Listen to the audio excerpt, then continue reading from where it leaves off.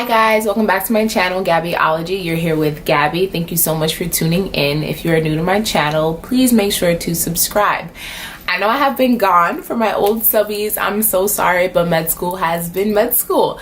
So in this video, I'm going to be discussing how to network in 3 easy steps. I feel like networking is such a vital skill that many of us lack or just fear.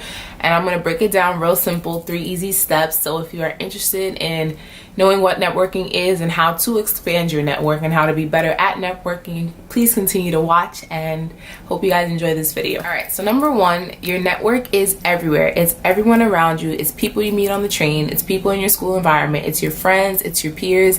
It doesn't have to only be a professional. It doesn't only have to be your teacher, but it is just another person. It's someone who can add value to your life, and everyone can add value to your life. Everyone has a unique experience. Everyone has different backgrounds. Everyone has another person that they could possibly connect you with, and that is the beauty of networking. And just to get this off the table, networking is not intuitive. It is not easy. It's not a skill that most people are taught, especially at a young age where we're expected to do these things to expand our net worth, to expand the people that we know and the knowledge that we have. So that's why I'm doing this video, because I think it's such an important skill for each and every one of us to learn, and it can really take you far. So yes, it is not easy. It is not intuitive. However, it is a skill that you can constantly reshape and mold to fit your lifestyle. So I'm going to use my own experiencing with networking and how I network to help you guys. Number 1, I do my research. I show up for events or maybe a leadership conference. It doesn't have to be something like network with others or a networking opportunity. It can just be a leadership conference, maybe another conference geared towards your major or geared towards what you're interested in, maybe a new hair venture. For me, I usually go to medical conferences. It can be literally anything. Just go to a conference. It can be free or maybe you have to pay, but networking is also investments.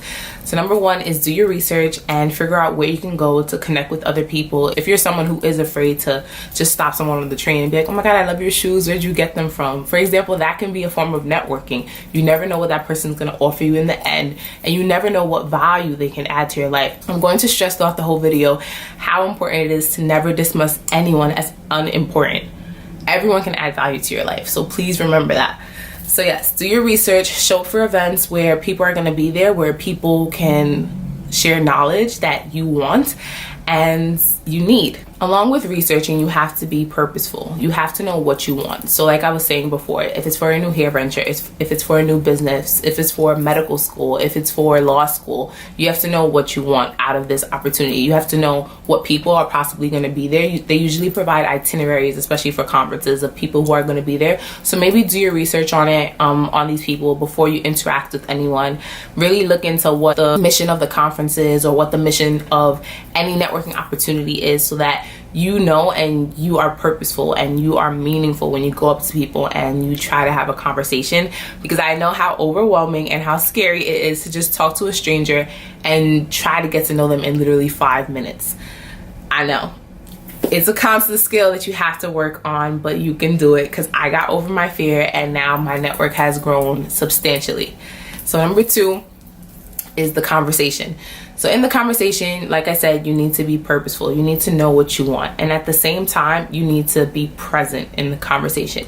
And I mean, you shouldn't be thinking about anything else. You shouldn't be thinking about your kids at home. You shouldn't be thinking about cooking, cleaning, that midterm you have on Monday, nothing.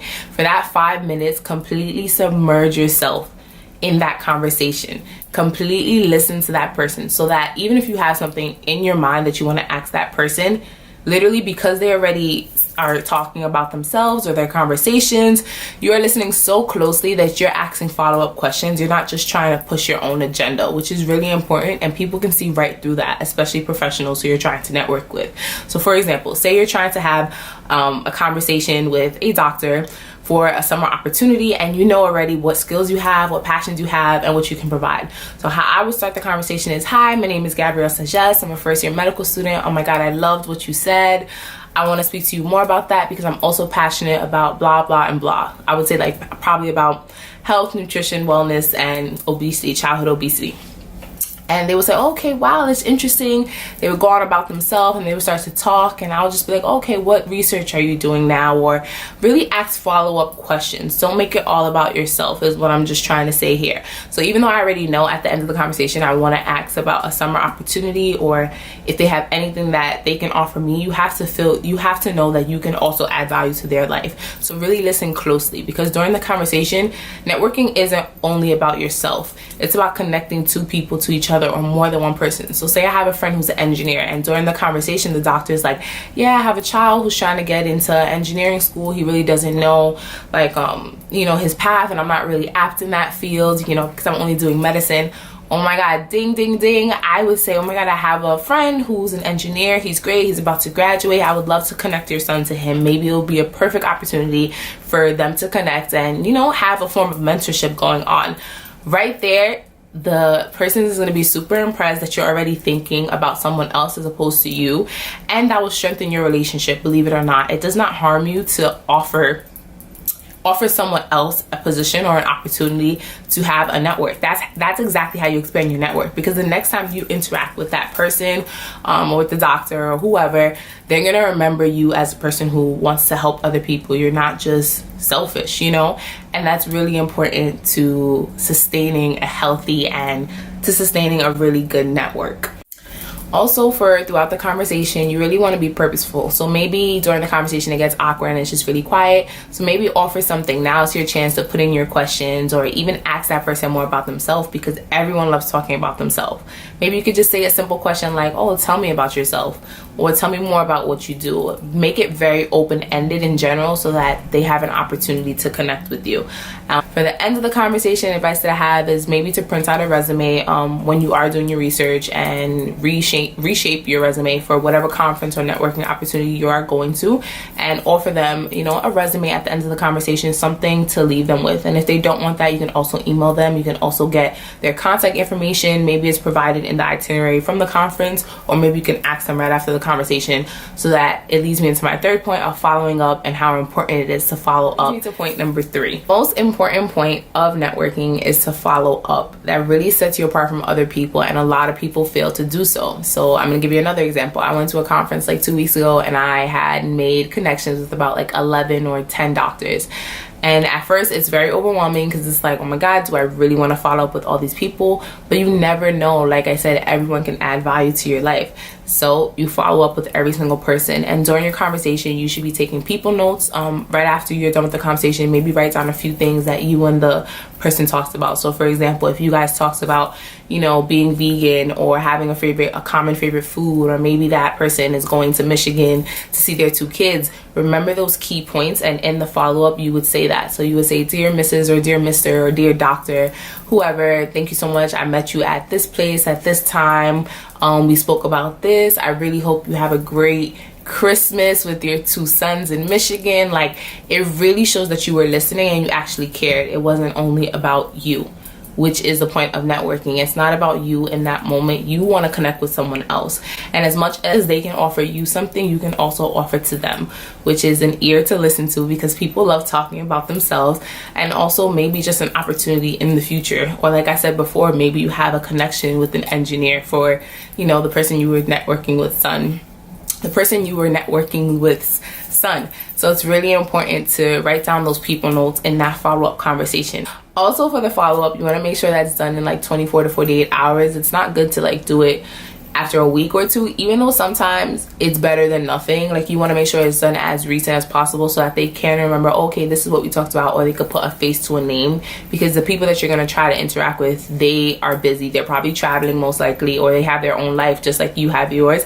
So it's important to make it in a very short time span that you do the follow-up via email, or maybe set up a conference call to further connect with this individual.